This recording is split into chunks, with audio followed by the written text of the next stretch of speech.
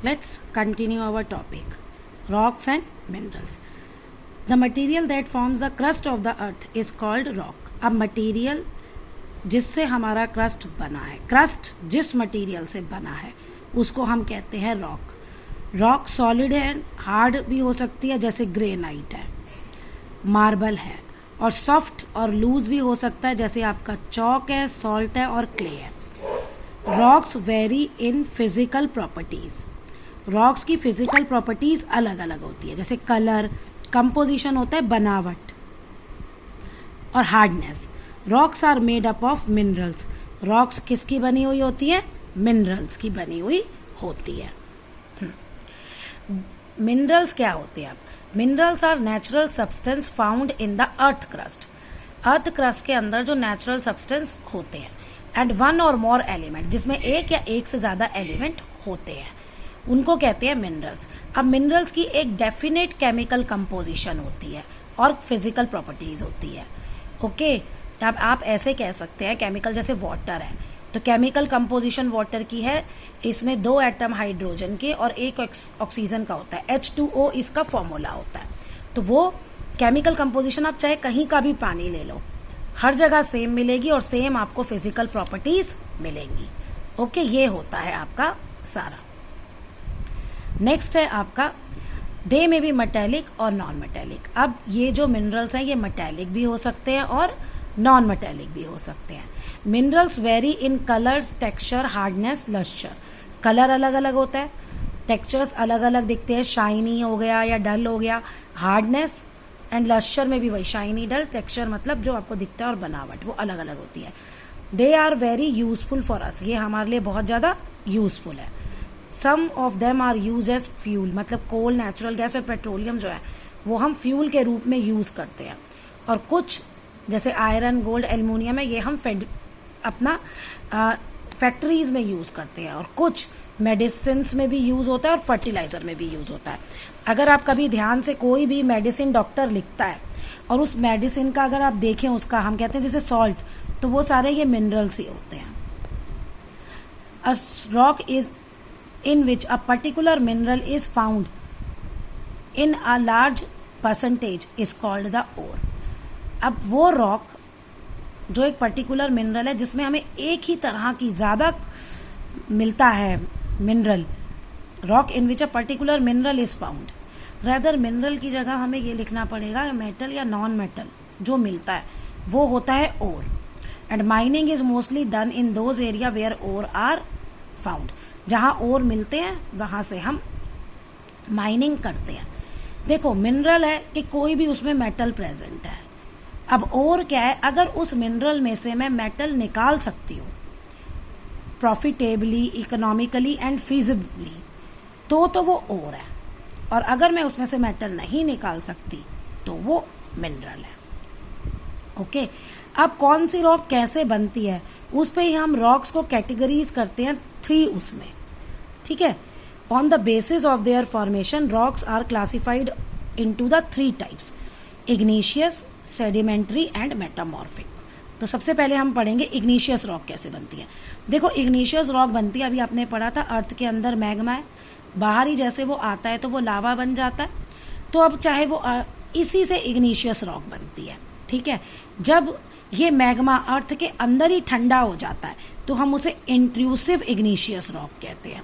और जब वो बाहर आ जाता है मैग्मा और लावा होता है वो जब, और वो लावा जब बाहर अर्थ के सरफेस पे आके ठंडा होता है तो उसे हम इंट्रूसिव इग्नीशियस रॉक कहते हैं. तो igneous rocks are formed by the cooling of molten magma inside the earth crust और on the surface of the earth crust.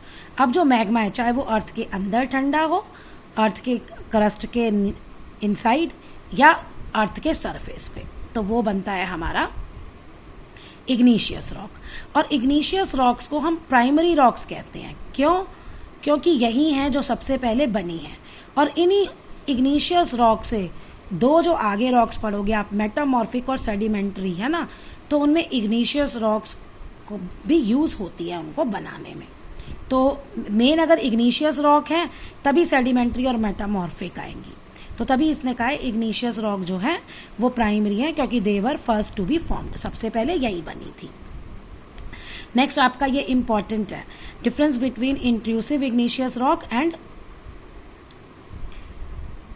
Extrusive igneous rock. Rocks that cools below the surface, अब जो अर्थ के surface के अंदर below नीचे होगा बन के बनेगी रॉक्स ठंडा होके लावा के सॉरी मैग्मा के, तो वो उसे होती है इंट्रूसिव इग्निशियस रॉक। अब अर्थ के अंदर तो रेट ऑफ कूलिंग स्लो होती है, इसलिए इस रॉक को बनने में थाउजेंड्स ऑफ ईयर हो जाते हैं और इसके बहुत बड़े क्रिस्टल होते हैं। These rocks are hard and compact, hard होती हैं और कॉम्पैक्ट मतलब होता है कि पार्टिकल्स बहुत पास होते हैं। डियोराइट एंड ग्रेनाइट जो है वो एग्जाम्पल है। Grinding stone use to prepare paste और powder of spices and grains are made of granite.